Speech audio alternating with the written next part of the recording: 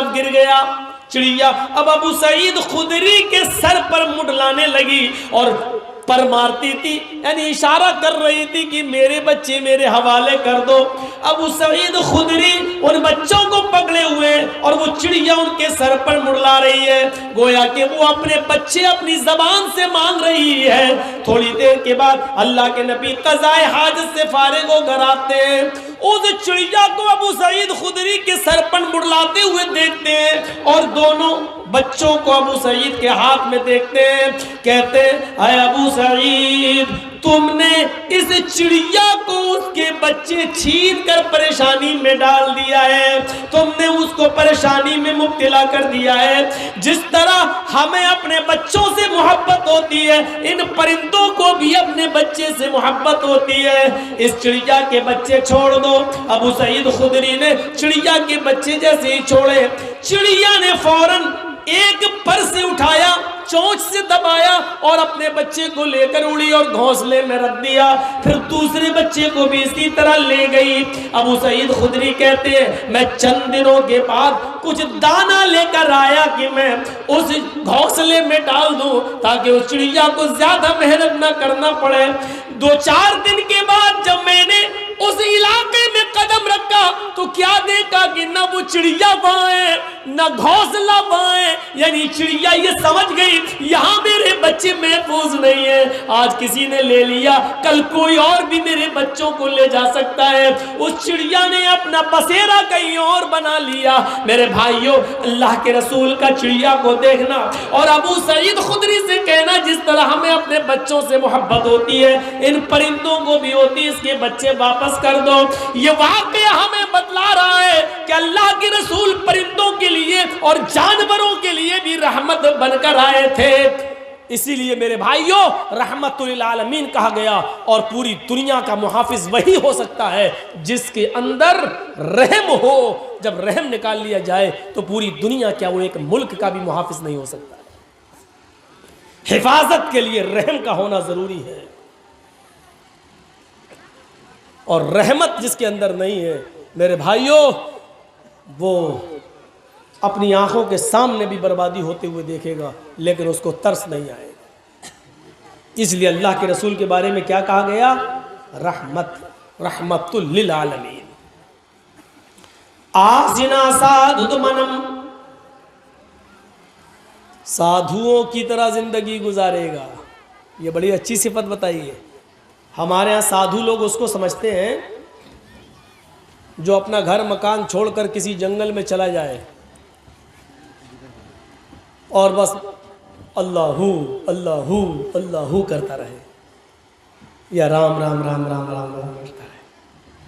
اس سے پوچھو یہ یہاں کیا کر رہے ہو؟ چپ، اللہ کو یاد، اللہ اللہ، اتنی لمبی مالا لے لی، اللہ اللہ اللہ. شام کو کھانا، چپ، اللہ دے گا، اللہ اللہ. ایسے لوگ جہاں آپ کو ملے نا ان کو الٹی چھری سے کاٹو. ایسے لوگ جہاں ملے ان کو 1000 جوتے مارو اور ایک گنو. یہ لوگ قوم کے رہبر اور رہنما نہیں ہیں، یہ بوجھ ہے سماج پر. یہ ان کو ہم اپنی بھاشا میں بول دیں یہ لوگ حرام خور لوگ ہیں. محلے والوں کے روٹی کے ٹکڑوں پہ پلیں گے، جنگل میں بیٹھے اللہ اللہ اللہ سبحان اللہ. ہفتے میں ایک دن آتا ہے جمعے کا جو بڑا مبارک دن ہے اور جس کے نام پر اللہ نے پوری ایک سورت ہی نازل کر دی، سورت الجمعہ. لیکن سورہ جمعہ نازل کرتے وقت جمعے کے دن کو برکتوں سے نوازنے کے باوجود اللہ نے یہ نہیں کہا کہ پورا کا پورا دن تم جمعے کا سبحان اللہ اور الحمدللہ میں لگاؤ، بلکہ کیا کہا؟ فَإِذَا قُضِيَتِ الصَّلَاةُ فَانْتَشِرُوا فِي الْأَرْضِ. جب جمعے کی نماز پڑھ لو، امام صاحب سلام پھیر دے تو اب مسجد میں مت بیٹھو، نکلو. اب کیا کر رہے ہو؟ نماز ہو گئی، جاؤ. اب بیٹھے ہو اللہ سبحان اللہ، ارے نماز ہو گئی اب جاؤ. اب کیا کرو؟ یہ بھی اللہ نے کہا فَانْتَشِرُوا فِي الْأَرْضِ. اللہ کا حق ادا ہو گیا، تم نے کر لیا، اب زمین میں پھیل جاؤ. زمین میں پھیل کر کیا کرو؟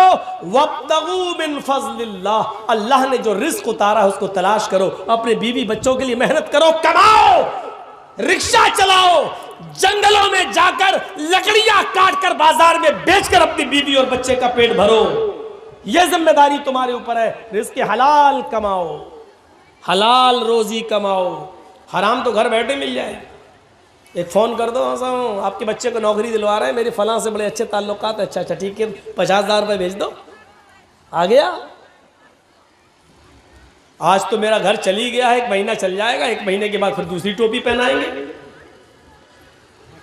کہا وابتغوا من فضل اللہ، رزق تلاش کرو اللہ کا۔ جمعے کا دن بھی پورا کا پورا اللہ تعالیٰ نے نکاح کی عبادت میں گزار دو، اور یہ بیٹھا ہوا ہے وہاں اللہ اللہ، بیوی بچوں کو سب کو چھوڑے ہوئے اللہ اللہ۔ گوتم بدھ نے ایسا کیا تھا، شادی کی، ایک بچہ بھی پیدا ہوا، اس کا نام راہل تھا، اور جب وہ گرہستی نہیں چلا پائے بیچارے، بیوی بچوں کے جھمیلے میں پڑ گئے، تو بیوی چھوڑی، بچہ چھوڑا، بھاگ گئے جنگل میں، اور لوگوں کو کیا بیوقوف بنا دیا، ہم سچائی کی تلاش میں جا رہے ہیں، ستیہ ڈھونڈنے کے لیے جا رہے ہیں، اور پھر وہ پوری زندگی انہوں نے جنگل میں گزاری، اللہ اللہ کرتے ہوئے، رام رام کرتے ہوئے، بھگوان کو یاد کرتے ہوئے، اور لوگوں میں مشہور ہو گیا بدھسٹوں میں کہ وہ تو سچائی کی راہ میں اپنی بیوی کو تیاگ کر کے، اپنے بچے کو چھوڑ کر، اپنی بیوی کو چھوڑ کر سچائی کی تلاش میں چلے گئے، سچائی کی تلاش میں انہوں نے اپنی پوری زندگی جنگل میں گزار دی۔ اللہ کے رسول نے ایسی زندگی گزارنے سے منع کیا ہے کہ جنگلوں میں چلے جاؤ اور اپنی بیوی بچوں کو چھوڑ دو، نہیں، فرمایا کہ بیوی کا بھی حق ادا کرو، مزدوری بھی کرو، محنت بھی کرو۔ عبادت کے بعد سب سے پہلے حکم کیا دیا؟ فَإِذَا قُضِيَتِ الصَّلَاةُ، نماز پڑھ لی، اب دوسرا حکم کیا ہے؟ فَانْتَشِرُوا فِي الْأَرْضِ، زمین میں پھیل جاؤ، اور اس کے بعد آرڈر کیا ہے؟ وَابْتَغُوا مِنْ فَضْلِ اللَّهِ، رزق روزی تلاش کر، اللہ کا فضل تلاش کر، حرام مت کماؤ۔ تم نے اللہ کی عبادت کر لی، اس سے مانگ بھی لیا، بھائی دونوں سجدوں کے بیچ میں آپ بیٹھے تھے، دعا کی تھی اللہم اغفر لی ورحمنی وحدنی وعافنی ورزقنی، آپ نے رزق سب مانگ لیا، رزق بھی مانگ لیا، مغفرت بھی مانگ لی، رحم بھی مانگ لیا، عافیت صحت تندرستی سب کچھ مانگ لی، اس میں آپ نے رزق بھی مانگ لیا، لیکن مانگنے سے کام نہیں چلے گا، مانگنے کے بعد پریکٹیکل کر کے دکھاؤ، یعنی کماؤ اور محنت بھی کرو، اور پھر اللہ پر توکل کرو، یعنی اب آپ محنت کرو اور بھروسہ اللہ پر کرو، انشاءاللہ ہاتھ پیر مار رہا ہوں تو اللہ میں دے گا۔ دونوں چیزیں، یہ نہیں کہ ہم نے مانگ تو لیا نماز میں ورزقنی، اللہ میں رزق دے، اب بیٹھ گئے اللہ دے گا، اللہ دے گا، بیٹھ گئے، کیوں؟ ہم نے مانگا تو ہے بھی نماز کے بعد، اللہ سے مانگا، اللہ دے گا، اللہ دے گا۔ ایسے تو اللہ نے ابراہیم علیہ السلام کی بیوی ہاجرہ کے بیٹے اسماعیل کے لیے بھی زمزم کا چشمہ جاری نہیں کیا۔ ہاجرہ دیکھ رہی ہیں میرے بیٹے کے ہونٹ سوکھ چکے، اور ابراہیم مجھے اللہ کے بھروسے پر چھوڑ کر چلے گئے، لیکن اللہ ایسے تو نہیں دے گا کہ ہم ہاتھ پہ ہاتھ دھرے بیٹھے رہیں۔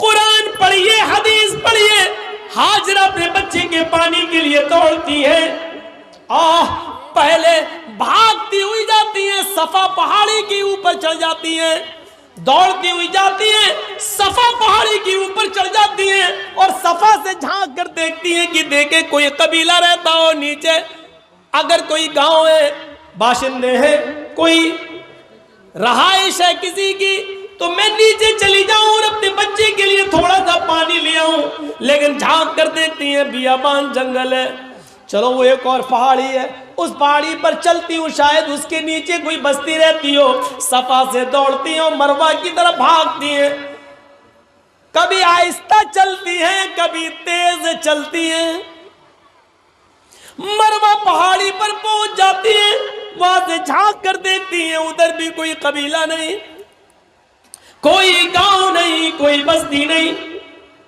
صفا سے مروہ، مروہ سے صفا، صفا سے مروہ، مروہ سے صفا، صفا سے مروہ، مروہ سے صفا، پھر صفا سے مروہ، 7 چکر لگاتی ہیں، اور 7 چکر لگانے کے بعد تھک گئی، آ گئی اپنے بیٹے کے پاس، کہا اللہ میرے شوہر ابراہیم مجھے اور اس بچے کو تیرے حفظ و امان میں چھوڑ کے گئے، تیرے بھروسے پر چھوڑ کر گئے، اور میں ایک عورت ہوں، جتنا دوڑنا تھا میں نے دوڑ لی، جتنی محنت کرنا تھی میں نے کر لی اپنے بچے کے پانی کے لیے۔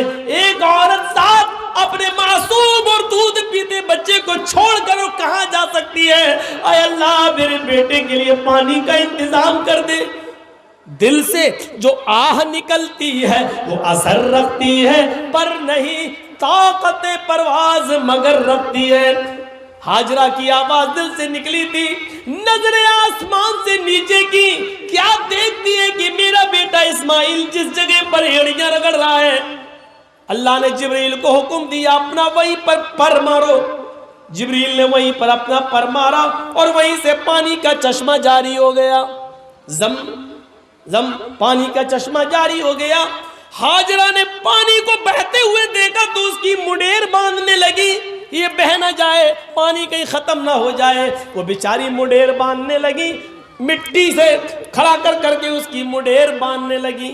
اللہ کے نبی نے فرمایا اللہ ہاجرہ پر رحم فرمائے، اگر ہاجرہ نے اس پانی کو گھیرا نہ ہوتا، اس پانی کو گھیرا نہ ہوتا تو اللہ تعالیٰ اس پانی کو ساری دنیا میں پہنچا دیتا، اور جب ساری دنیا میں پہنچ جاتا تو قدر ختم ہو جاتی۔ جو چیز آسانی سے مل جائے تو اس کی قدر ختم ہو جاتی ہے۔ آج گنگا جل کی کوئی قدر نہیں ہے، آدمی لے تو لیتا ہے لیکن جلدی پینا نہیں چاہتا، کیونکہ وہ جانتا کہ گنگا میں کتنے لوگ کیا کیا کرتے ہیں، وہ جانتا ہے، لیکن عقیدہ ہے اس لیے لے آتا ہے، بیچارہ بھر کر لے آتا ہے۔ لیکن آج اس گنگا کی کوئی قدر نہیں ہے، بس گنگا ماں ہے درجے میں، لیکن قدر کیا؟ اسی میں لوگ لیٹرین کر رہے ہیں، اسی میں پیشاب کر رہے ہیں، اسی میں ڈبکی لگا رہے ہیں، اسی میں نہا رہے ہیں، سب کچھ کر رہے ہیں، اور پھر وہی پانی پی بھی رہے ہیں، تو قدر ختم ہو جاتی ہے۔ ہاجرہ بار بار پانی کو روک رہی ہیں۔